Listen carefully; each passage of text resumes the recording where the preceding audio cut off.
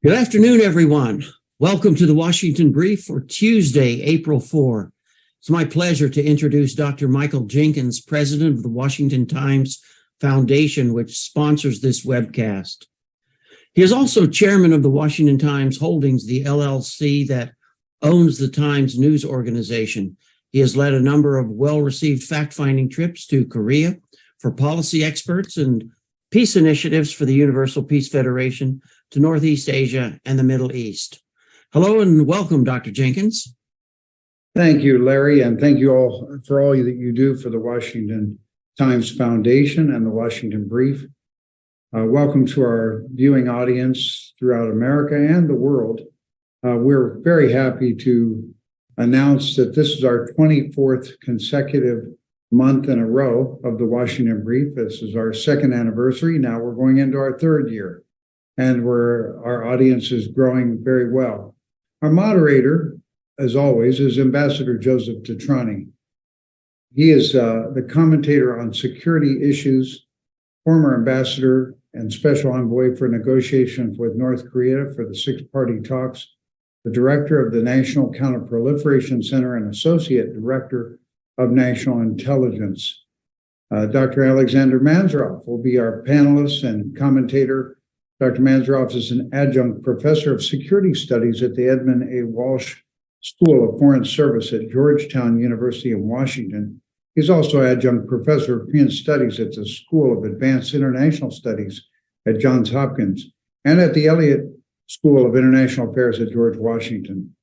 Our guest presenter today, Professor Dennis Wilder, Professor of Research and Research Fellow for the Initiative for U.S.-China Dialogue on Global Issues at Georgetown University, where he previously served as managing director. Dr. Wilder holds a BA from Kalamazoo College and an MS in Foreign Service from Georgetown University. His accomplishments include he served as National Security Council Director for China, 2004 to 2005, and then NSC Special Assistant to the President and Senior Director for East Asian Affairs from 2005 to 2009, which included a series of presidential trips to Asia, notably the 2008 Beijing Olympics.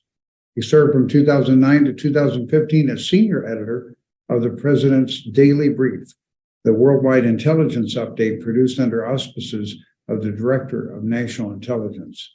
He served from 2015 to 2016 as the CIA's Deputy Director, the Deputy Assistant Director for East Asia and the Pacific. He spent 1975 to 1976. His academic career was at New Asia College, Chinese University of Hong Kong, studying Mandarin Chinese under the auspices of Yale and China.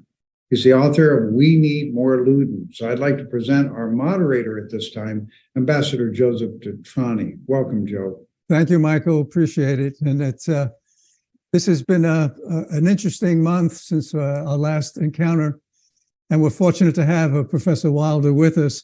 Let me just say very briefly, during this past month, we've seen North Korea launch a Hwasong-17, an intercontinental ballistic missile with over 15,000 kilometers of reach. That means the whole of the United States.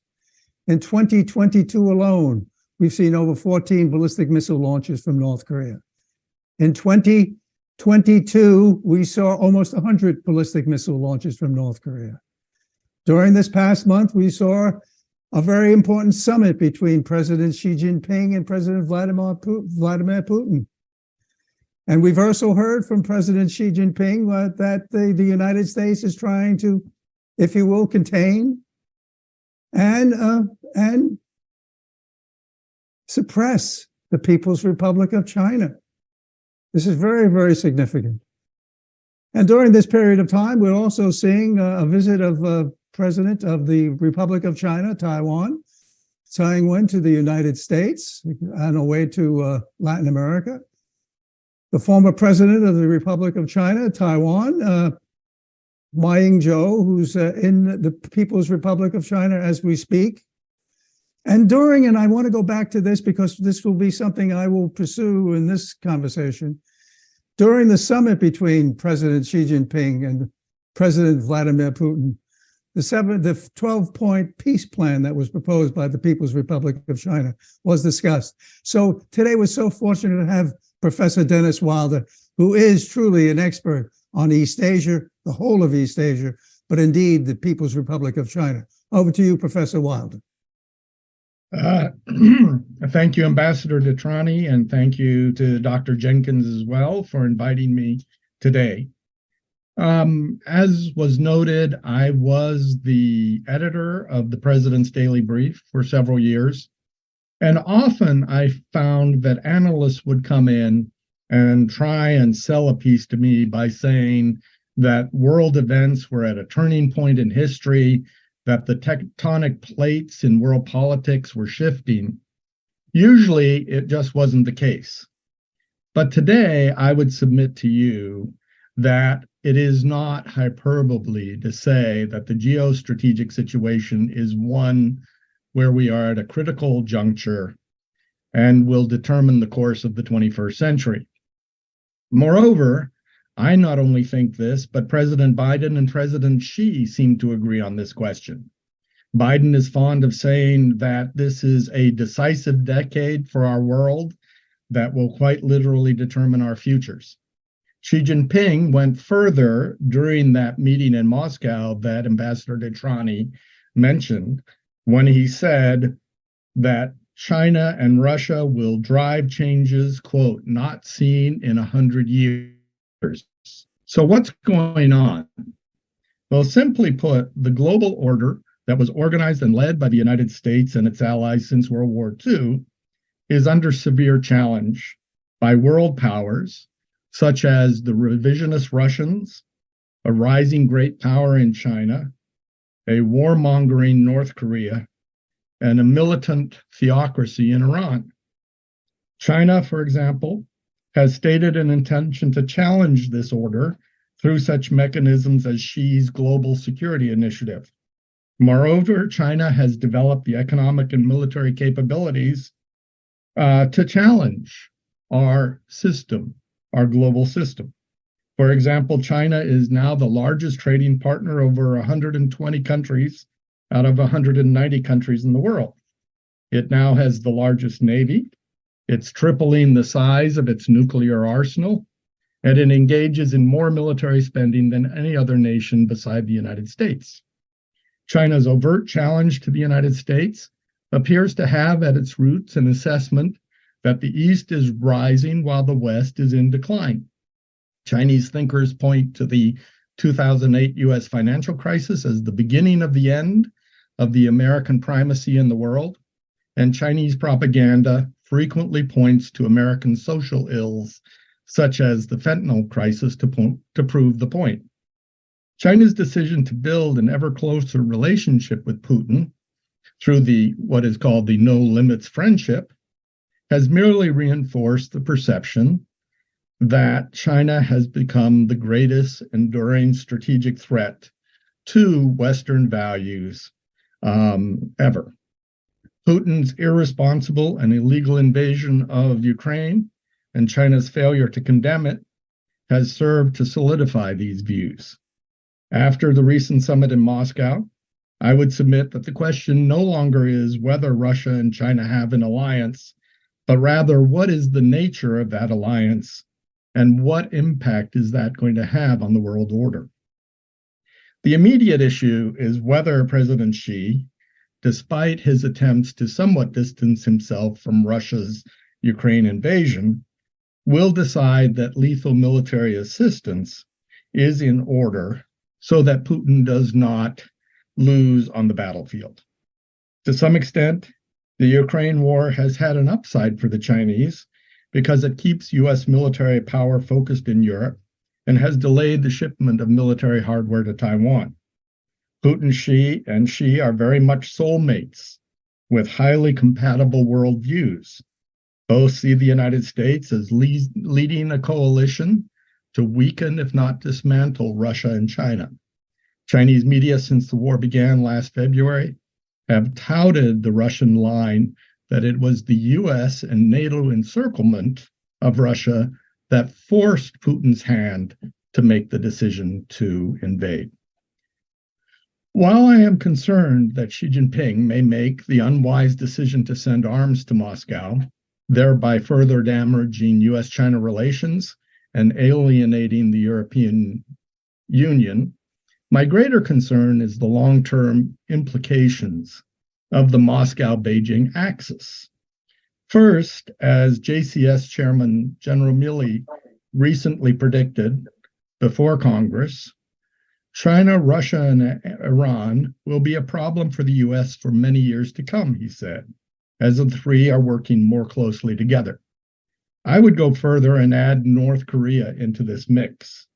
Imagine, if you will, a scenario where Beijing decides to use military coercive power against Taiwan to force unification. But at the same time, Beijing and Moscow encourage Kim Jong-un to launch an opportunistic war against South Korea. I believe US forces are well prepared to blunt any Chinese attack against Taiwan. But frankly, a two-front war in the Pacific is a much, much more difficult strategic problem, particularly if Moscow is either tacitly or directly involved. This is the kind of low probability but high impact scenario that should keep us awake at night. Now, to be less dramatic, I do believe that we're going to see Russian, Chinese, and Iranian militaries increase the tempo of their joint exercises. Last year, for the first time, Chinese fighter aircraft refueled at a Russian air base in the Russian Far East, and Russian fighters did the same at an air base in northeast China. Joint exploration of the Arctic may be a future step in deepening ties, as Moscow has been shunned by the West on this topic, and Beijing is probably the most viable alternative for Moscow. Now, how have these developments reshaped security policy across the Indo-Pacific? Well, I don't think we could start in any better place to look at this than Japan.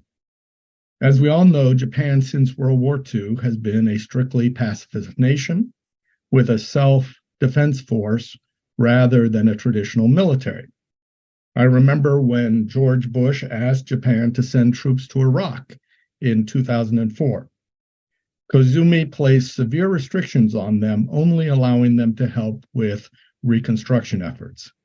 We actually had to place a Mongolian battalion around the Japanese compound to protect them so that they would never have to fire their weapons.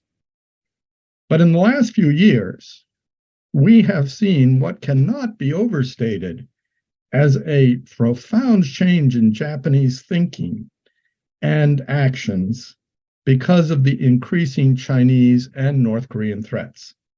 It began in 2013 when then Prime Minister Abe released a strategy for long-term competition with China. And the next year, he introduced a highly debated legislation recognizing that Japan would exercise the right of collective self-defense and could fight alongside the US if needed in a combat situation. In other words, the defense of Japan was now asserting that this is a normal nation and not the nation that we created after World War II. Abe's successors have continued his work. Japan has revamped 2 flat-top destroyers for use with fighter jets, effectively giving Japan its first aircraft carrier since World War II. Japan now has the largest fleet of F-35 fighter aircraft outside the United States. Japan has invested in cruise missiles capable of destroying ships, other targets at long distances, and is deploying these systems to the outer islands near China. But the greatest change came just this last December, when Prime Minister Kishida told his cabinet that his objective is to double defense spending to 2% of GDP by 2027, a proposal that would increase the military budget by an astounding $315 billion over the next 5 years. This year's budget is the largest in Japanese history and will fund the purchase of 500 Tomahawk cruise missiles, as well as begin the development of a next-generation fighter under a unique joint project with Italy and the United Kingdom. Just as important as the defense spending issues are new agreements with the United States boosting the alliance. This January, the two sides announced that a new U.S. Marine Littoral Regiment is going to be deployed on Okinawa, just 300 miles from Taiwan. They also announced new agreements to expand the bilateral security treaty to defend against, quote, attack to, from, or within space, amid concerns over China's rapidly growing military capabilities in space. Significant efforts are also being made to broaden and deepen defense cooperation with South Korea. In early March, South Korean President Yoon announced that Japan was now a partner nation that shares universal values with South Korea, a clear effort to work past the historical issues that have constrained security cooperation for many decades. I'm going to leave discussion of how South Korea has responded to the rising threats from China and North Korea to my much more qualified colleagues, Professor Mansourov and Ambassador DeTrani.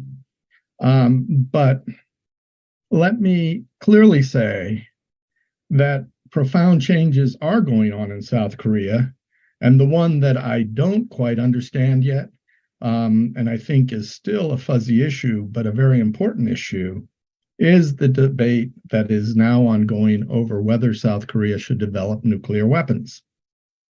But let me pivot finally to two other parts of the Indo-Pacific for my final thoughts. First is the important upgrading of the alliance between the United States, Australia, and the United Kingdom, known as AUKUS. At the heart of AUKUS, as you know, is the high-profile agreement to jointly build new nuclear attack submarines for the Australian Navy. Estimates are that this program will cost a whopping $368 billion. That is very significant, but perhaps even more important are agreements to improve joint capabilities and interoperability in high technology areas. These efforts will focus on cyber capabilities, artificial intelligence, quantum technologies, and undersea capabilities. Finally, let me give a thought or two about India. In the past, as we all know, India has prided itself on its non-aligned status and has bought the majority of its military equipment from the Soviet Union and subsequently Russia. But China's assertive behavior along India's northern border is leading to a perceptible shift toward the United States on security issues. It's been reported, for example, that the United States provided India with exquisite tactical intelligence support during a border clash with Chinese troops in Arunachal Pradesh just this last December, and that intelligence helped the Indians beat back the Chinese decisively. White House Asia czar Kurt Campbell surprised many of us last week when he publicly stated that while India will never become an ally, it will become, quote, the most important bilateral relationship for the United States in the 21st century. As they say, we need to watch this space and really look at where the Indians decide to position themselves on the shifting global landscape. While I don't think Asia will have a NATO, the United States and its allies and partners are building an impressive latticework of security ties that we have never seen before in the Indo-Pacific, designed to deter Chinese and North Korea from even contemplating military aggression. The allies are demonstrating a very strong commitment to this. It's not that the United States is pushing them. In some cases, the allies are actually pushing the United States. And if you press me, I would say my greatest concern is U.S. commitment given some of our political difficulties in the United States. It is not a concern about our allies. I think our allies are fully in for the long term, and let's hope that we are too. And I'll stop there. Wow, that's quite a presentation, Professor Wilder. That was outstanding. Look, you mentioned India, you mentioned South Korea looking at nuclear weapons, you talked about North Korea, you mentioned the axis between the People's Republic of China and the Russian Federation and Japan, and it's building up its military capabilities. There's a lot to unpack, and I think you just set the scene so nicely. To you, Professor Mansourov, let's start this discussion. Yes, thank you, Ambassador, and good afternoon, gentlemen. Dennis, what a fantastic opening here. You put so many pieces on the table. Really, it's exciting to engage you on this very important conversation. I do agree with you that we are at a critical juncture, and suffice it to say that today the U.S. allies are going to make a very important decision to formally admit one of the countries in Europe bordering Russia, and that is Finland, as the 30th member of the alliance. Of course, it's all in the eye of the beholder when you think about international security.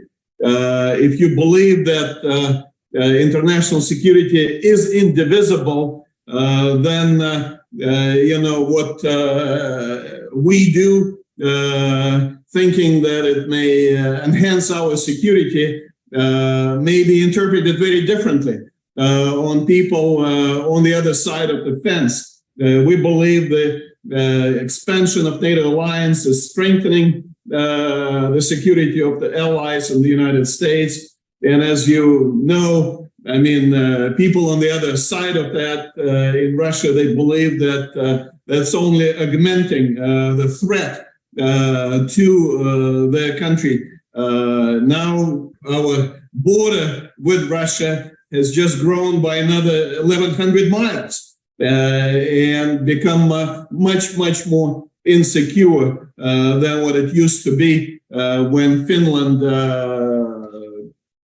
practiced neutral diplomacy even during the Cold War. So that idea, whether international security is indivisible or not, I think is worth considering, because we see it in Asia as well. Now, I'd like to touch on several things which are there. For example, today, the leaders of Europe, the French President Macron and the head of European Commission von der Leyen are visiting China. And Europe is a major economic partner of China, trade exceeding $850 billion. I mean, that's a lot of trade there. They will try to make sure that this relationship remains on an even keel. And of course, as you know, the Chinese probably going to try to basically drive a wedge between Europe and the United States by encouraging the European leaders to demonstrate a little bit more strategic autonomy.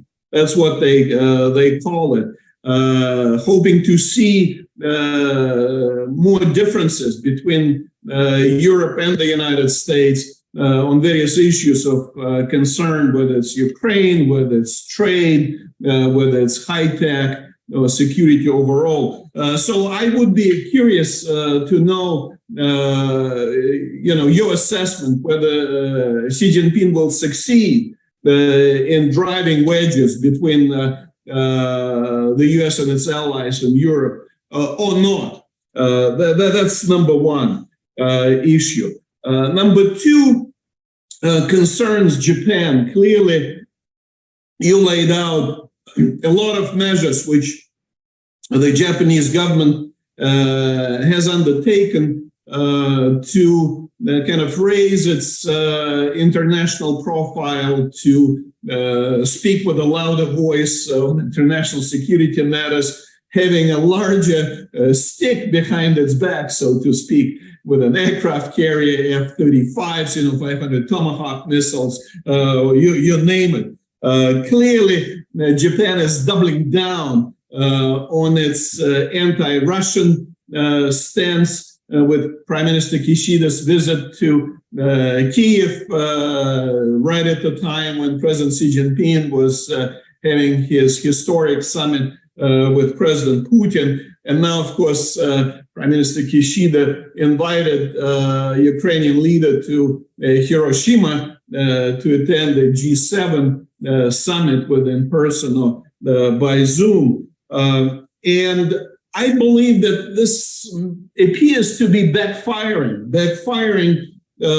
at least in terms of forcing China and Russia to align themselves much closer on a couple of very sensitive issues. I mean, you mentioned the arms deliveries, Chinese arms deliveries to Russia. To be honest, I believe Russians don't need these arms. I mean, for our strategic communication purposes, we try to kind of amplify this potential development. But the reality is, more than arms, the Russian military-industrial complex does not need it. They need Chinese diplomatic support, they need Chinese military support, and especially economic engagement, especially Chinese willingness to provide Russia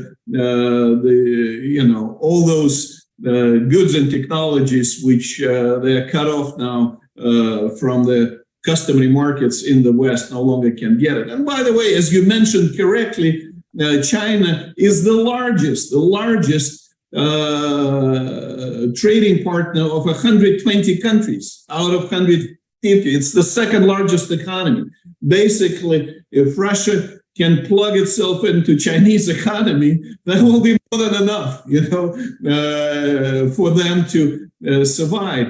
And by the way, as you know, the Russian-Chinese trade has grown exponentially last year. Now it's almost reached $200 billion and keep going. I mean, there are lots of issues and difficulties in this relationship, no question about it. But what I wanted to bring to your attention is a rather interesting development which took place at that summit.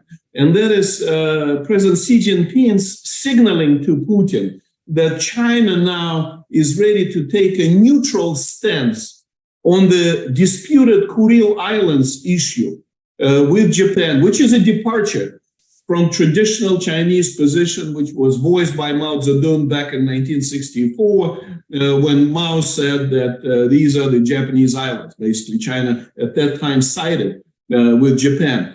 Now, there is a shift in the Chinese position, and it's also echoed by the shift in the Russian position on the Diaoyutai issue. When the Russians, which also used to basically be neutral on that, now they're strongly aligned behind the Chinese, and they support the Chinese stand on that.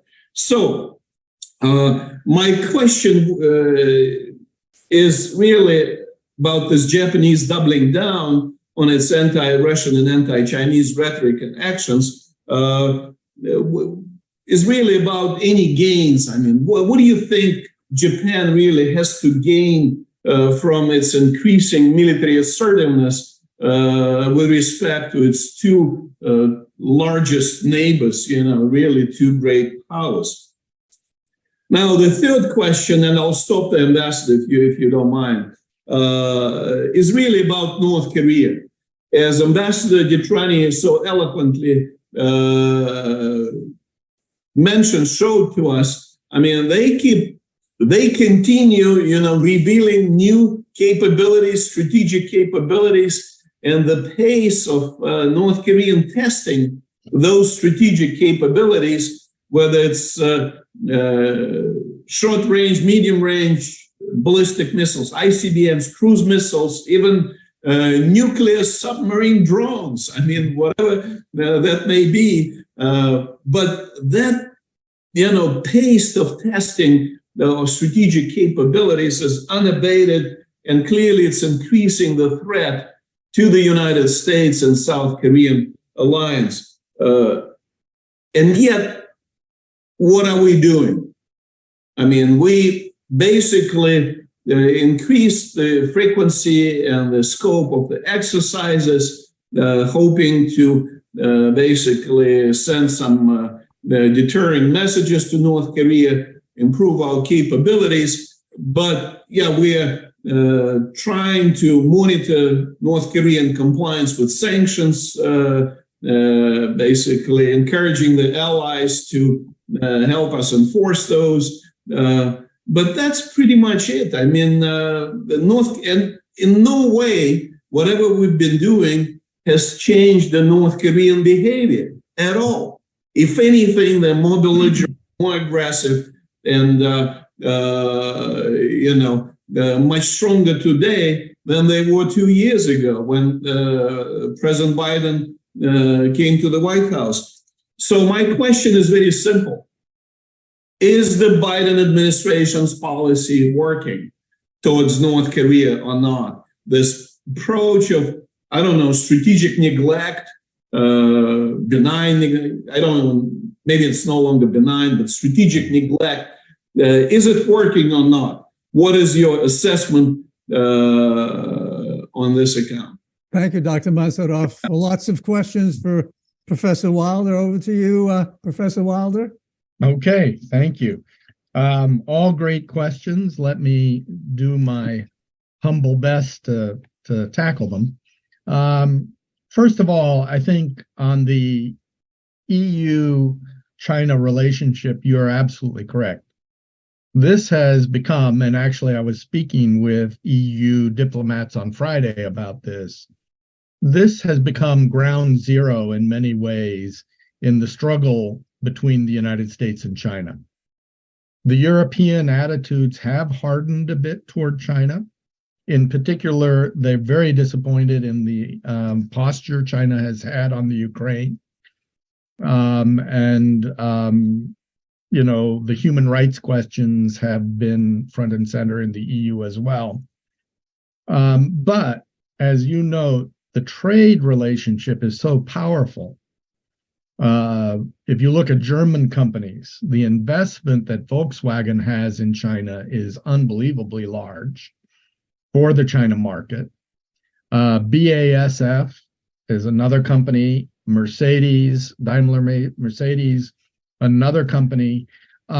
So there is a struggle going on in Germany very profoundly, and in other countries in Europe, over where to position themselves. Do they go as hardline on China as the United States is at this point? Or do they try and find for themselves some sort of middle ground? And I don't think we've got the answer to that question yet. These visits may help us understand better where they are. Of course, it's difficult. You've got 27 countries we're talking about here, with their own national interests. So coming to a common China policy is extremely difficult. And in some ways, Beijing will play on that. So I think this is an area where we just have to keep watching to see how the Europeans deal with these questions. And, I'm not sure where they're going to come out. I think a lot depends on the Ukraine war. As Ambassador DeTrani raised earlier, it is very interesting to see the Chinese propose this peace plan. I think the Biden administration was too dismissive too early of the Chinese plan. I like much better what President Zelenskyy did in saying, let's talk about it. Xi Jinping, give me a call, maybe come visit me in Kyiv. I think that puts an onus on the Chinese to be a responsible player in the diplomatic community. And I would rather the United States take that kind of attitude. I think it's a smarter approach than some of what I've seen. On the question of Japan, Russia, and China, you're a far better expert than I am on this. I will just say that from the Japanese point of view, Abe tried very hard to get a negotiation going with Putin on the Northern Territories. Yeah. And he actually thought he was making progress. And then something happened, and I don't quite understand it. But the negotiations fell apart and hardened the Japanese position on this issue and on Russia. I do think that, as you said, there is a real danger in what we are doing in the Pacific and what the Japanese are doing and others are doing, that we are drawing the Russians and the Chinese closer together. And we need to think about how we can disincentivize China from that. I think there are ways, and I think there are carrots as well as sticks involved here. We are, I think, a little too far down the road of isolating China, sanctioning China, and we need to find some ways of reaching out to China. I'm going to be posting an article on my website where I say we need to look, for example, at what previous national security advisors have done. And one of the things they've done is go to Beijing and have intense personal diplomacy with the Chinese at a very strategic 30,000-foot level. Not about every little issue in the relationship, but rather, what are our principles? And can we somehow find a modus vivendi, not agreement, but some sort of mutual understanding? And there are examples from history.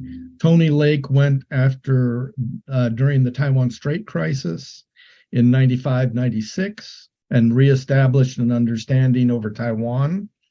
And Scowcroft in the Bush years, right after the bloody Tiananmen crackdown, went to Beijing secretly and reassured the Chinese that we still wanted to work with them, even though we were repulsed by their behavior in that particular crisis, and it worked.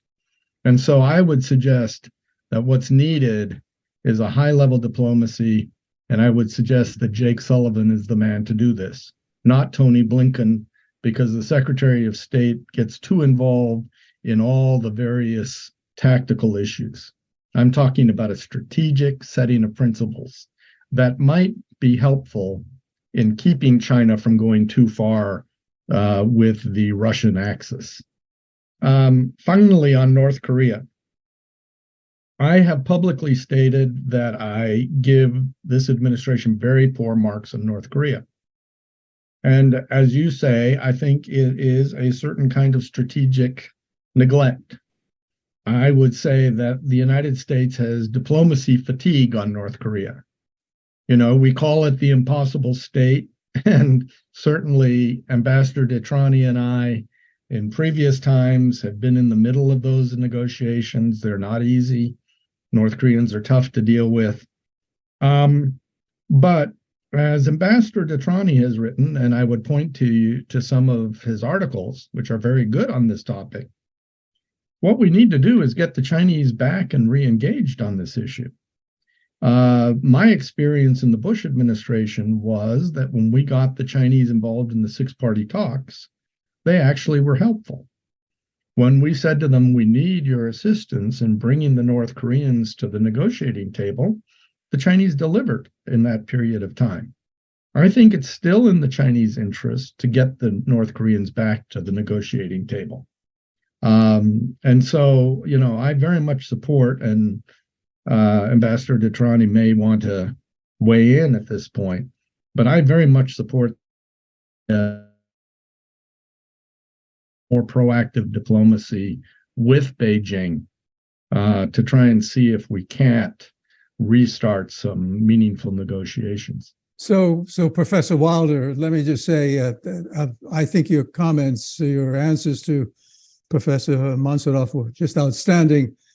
I totally agree with you. I think China needs to play more of a proactive role, as they did in the six-party talks. I mean, it was Wang Yi, who's now on the Politburo, and we see Wang Yi being the face of China, looking towards international diplomacy now. I mean, it was Wang Yi in regards to Saudi Arabia working in this agreement with Iran. And Wang Yi was the host of the six-party talks. So yes, China needs to be more engaged in that regard. I want to go back to one of your opening comments, though, Professor Wilder, when you talked about possibly a two-front with Taiwan, possibly some, if you will, some kinetic movement towards Taiwan on the part of the People's Republic of China, and then North Korea in regards to South Korea, and a two-front confrontation, if you will. You know, a lot could be said about what North Korea's intentions are, and I'd like to focus on this for just a minute. In our negotiations with North Korea, it's been very clear that North Koreans want a normal relationship with the United States, but they want it on their terms as a nuclear weapons state. Right. And this has been the rub. We've said, no, if we ever accept North Korea as a nuclear weapon, the proliferation issue would be immense. South Korea, Japan, others would go nuclear, and other countries, and the possibility of a nuclear weapon or fissile material getting into the hands of a terrorist organization is always there. So we're saying no, but we do want a normal relationship. So there's a bit of an outcry from some who are saying, just accept North Korea as a nuclear weapon state, and maybe even with the objective down the road of getting them to agree to look at complete verifiable denuclearization. But let's sort of memorialize a relationship with North Korea so they can stop these ballistic missile launches. As Professor Mansourov said, it's not only ballistic missiles that we're seeing a multitude of activities to include building more of their nuclear weapons that are mated to these delivery systems. So there's a possibility. My first question to you would be, Professor Wilder, should we consider what some of the people out there are saying? Maybe we should sort of not accept North Korea as a nuclear weapon state, but let's sort of get a liaison office or interest sections in our respective capitals, and further down the road pursue denuclearization, but try to get North Korea to stop and desist. Point number two, you mentioned the summit between President Putin and Xi Jinping. Very much so, and the peace proposal, 12-point peace proposal. In the global South, there seems to be interest. And as you so correctly noted, President Zelenskyy said he's interested in engaging with Xi Jinping. Maybe you could call President Xi Jinping, or you could visit, and so forth. And maybe we were a little too dismissive of that. So is there some possibility of stopping this carnage that's going on in the Ukraine war? And we're talking about a ceasefire, not a peace proposal, and then negotiate the parameters of coming to some sort of reconciliation, but to stop the carnage that's going on there. And the third point, I'll end on this point, is President Xi Jinping talked about containing China, encircling China, suppressing China, specifically the United States. And you correctly noted the AUKUS, what we're doing with Australia, what Japan is doing in regards to its military capabilities. We're looking at the Philippines now, where we have additional base rights in the Philippines, never before.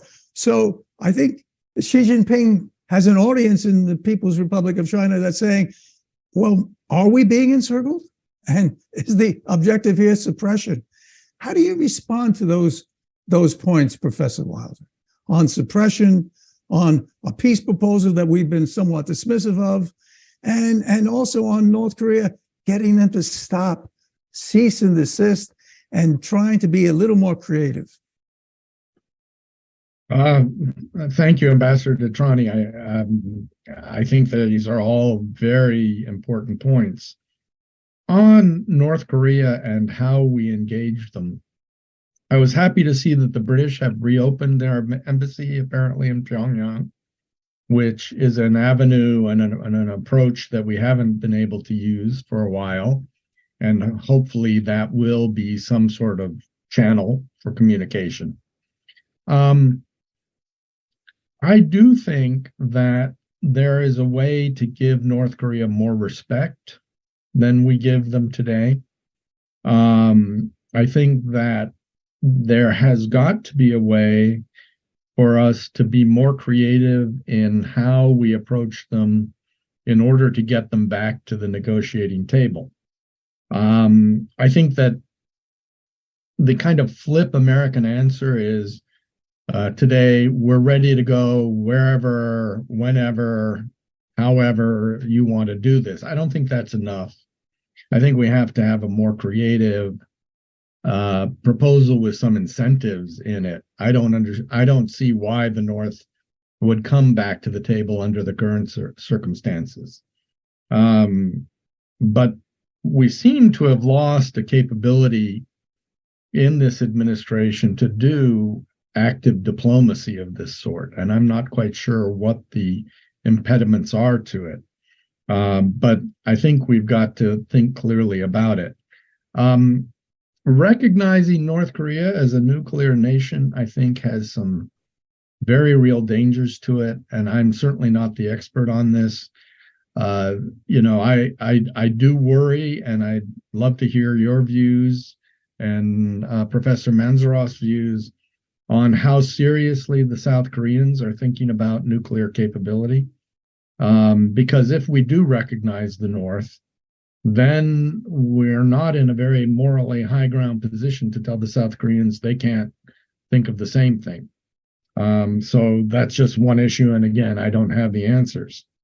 On the question of the summit and the situation in Ukraine, I do think my own prediction is that once the two parties have sort of fought themselves to a standstill, we are going to come to a ceasefire. The question is, when will that ceasefire occur? Now, the Ukrainians say they're adamantly opposed to a ceasefire in place, but I think realistically, that's probably the only way to come to something, at least for the short term. And I think the Chinese peace proposal does have that element quite clearly in it, of a ceasefire in place, something akin to the armistice on the Korean Peninsula at the end of the Korean War. I think, again, that the United States has got to accept that China is now a real player in international diplomacy. The Iranian-Saudi deal certainly showed that, demonstrated that. As you talked about, Joe, I would argue that in the global South, we're losing to the Chinese every day, that they are far more convincing about their system of government and the positions that they take than we are. Chinese diplomats are far better capable of the languages of the global South. When you go into the Middle East and you watch Chinese diplomats at work, they are much more expert in the countries that they work in, I'm afraid to say, than many of our diplomats. We've got to step up our game, because their game is very, very good these days and very convincing to many of these countries. In terms of this issue of containment and suppressing China, I will tell you that I was shocked that Xi Jinping came out so directly and said it. Mm-hmm. And it shows a level of frustration on the Chinese side that we should take very, very seriously. Frankly, I think the President of the United States made a mistake when in the State of the Union, he actually taunted Xi Jinping, saying who would want to run China. I think that was a strategic mistake. Attacking the Chinese leader personally in front of the world is not the way to build a relationship. And I think this was, in some ways, Xi Jinping's comeback. Don't diss me. don't disrespect me. I know what your game is now. What I have trouble with, Ambassador DeTrani, is what is the American end game in the struggle with China? People talk about this being a new Cold War. Well, if you accept that it's a new Cold War, then the end game is the destruction of the Chinese Communist Party, just as we destroyed the Communist Party in the Soviet Union. Is that really where we're trying to head at this point? I hope not, because I think we'll be disappointed. The Communist Party of China has 100 million members, and it has proven to be extremely resilient. Moreover, if we were to destroy the Communist Party, what comes next in China? Warlordism again, as we saw in the early 20th century, the 19th and 20th century. Is it a disunified China in chaos, which would be a disaster for East Asia and the world? So I think we still have work to do on the American side. I don't mind intense competition. I think it does characterize parts of the relationship, but I really want to continue to ask the question, what's the end game? Where do we want to be at the end of this process? And I'll stop there. Thank you so much, Professor Wilder. These are excellent points you made. And let me just add this and then go to Professor Mansourov. We, as you correctly noted, in the 1980s and 1990s and early 2000s, we cooperated with China. I mean, we got China into the World Trade Organization. Right. We worked together, on counter narcotics, on non-proliferation issues. So there is an element there, and indeed, it was American foreign direct investment into China, where our businesses went to China, and it was Deng Xiaoping looking to the United States that brought China up from, if you will, the most backward country in East Asia in 1978, pursuant to what Deng Xiaoping said, to what they are now, the second largest global economy in the world. This is immense. So, Professor Mansourov, over to you, please. A few comments. Thank you, Ambassador. A couple of brief comments and then the closing point. Dennis, you said you were puzzled why, after Shinzo Abe tried so hard to reach an accommodation with Putin on this territorial dispute, all of a sudden everything appeared to be stopped, no movement, and then they disengaged. And I have an answer for you. My guess is that the main reason for that was the results of the talks between Russian National Security Advisor Patrushev and his Japanese counterpart in Argentina at the G20 summit, I think a couple of years ago in 2019 or 20, when Patrushev asked his Japanese counterpart point blank, if we settle the Kuril dispute and yield you, basically concede 2 islands, can you assure us that there will be no American troops and facilities and assets deployed to those 2 islands?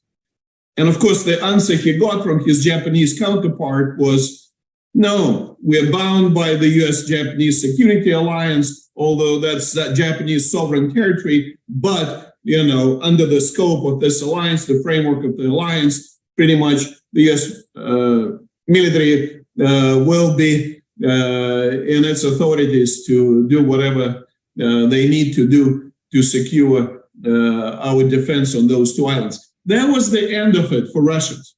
They realized, they basically reaffirmed to themselves that Japan is not a sovereign nation. That's how they call it. It's essentially, it's a country with a limited sovereignty under the scope of the US-Japanese alliance. And so as the US-Russian relations were deteriorating, I mean, politically in Moscow, it was basically impossible to make a settlement, knowing full well that, the US military would pretty quickly move into that space, those 2 islands, and occupy them. That's number one. Number two, I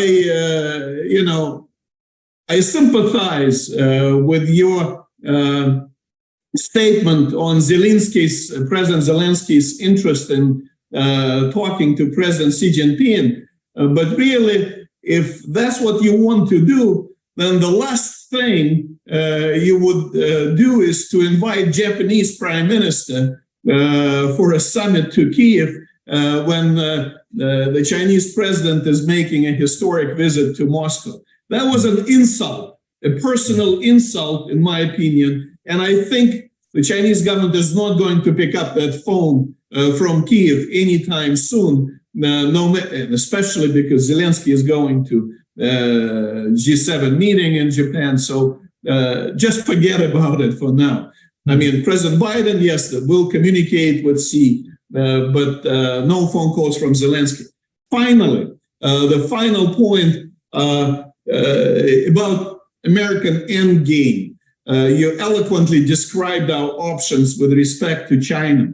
Now, you look at the other side, we are very clear about American endgame with Russia, with respect to Russia. As the president said, strategic defeat. President Putin now is declared to be a war criminal. We want him gone. We want Russia basically to be strategically defeated, and possibly at the end of that road, the country will cease to exist as we know it today, just like it happened in 1991. And that, in my opinion, is a pretty bad position, to start any negotiations. And basically, to me, it's a reflection of wishful thinking. I mean, knowing 1,000-year history of Russia, we're just in the very beginning of that carnage, as Ambassador DeTrani said. 300,000 people killed on both sides. That's horrendous. I mean, that's tragic. And yet, the U.S. government is doing nothing on the diplomatic front to kind of stop that. Instead, we basically are now the victims of that wishful thinking that we can actually defeat Russia and, as an end game, see that country disappear. Professor Mansourov, thank you for your comments. Professor, we only have a few minutes left. So, Dennis, do you want to, Professor Wilder, do you want to respond to some of Professor Mansourov's comments, and then I'll just end it? Please, Professor Wilder. Well, I think I'm absolutely fascinated by your analysis of the effect of the Kishida visit to Kyiv. I hadn't thought of it in those terms, but I can certainly see why President Xi would find this extremely offensive and a rather in-your-face move. And I think I'll stop there. Good. Thank you, Professor Wilder. Let me just say, what a great discussion. We talked so much about so many critical issues, but indeed the war that's going on in Ukraine, the carnage that's going on there with over 300,000 people, as Professor Mansourov said, killed or maimed during that. Hopefully a ceasefire can take effect.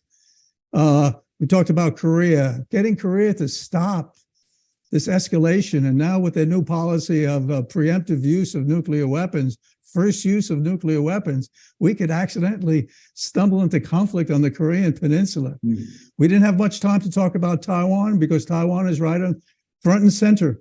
And we have President Tsai Ing-wen visiting the United States on her way to Latin America, and then coming back from Latin America, we'll be here meeting with the Speaker of the House.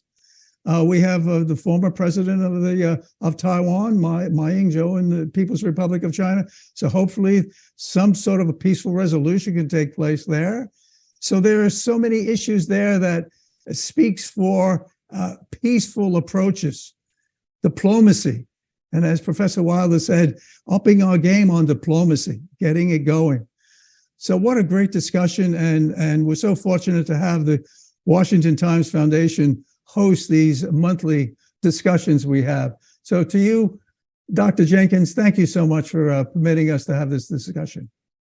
Thank you, Ambassador DeTrani. Professor Wilder, this is very engaging and very much opening our eyes to the what's really going on and the seriousness of the situation. Professor Mansourov, you're always bringing such insight and also very provocative thinking many times to really open up and think about the personal offense toward Xi Jinping.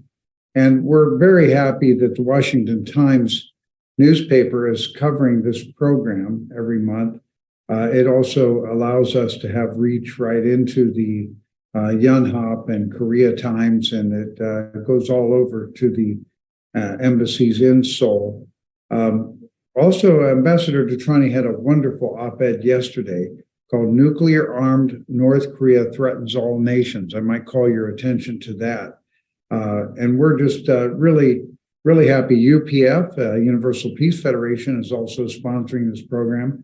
And I want to thank Congressman John Doolittle, who is also representing the Washington Times Foundation to help secure support and also inform Congress about the deliberations we're having here. So with that, I want to thank all of our audience, and we'll be here the first Tuesday of every month. And we look forward to our next time. Professor Wilder will be inviting you back very, very soon. Thank you to everybody and have a wonderful week.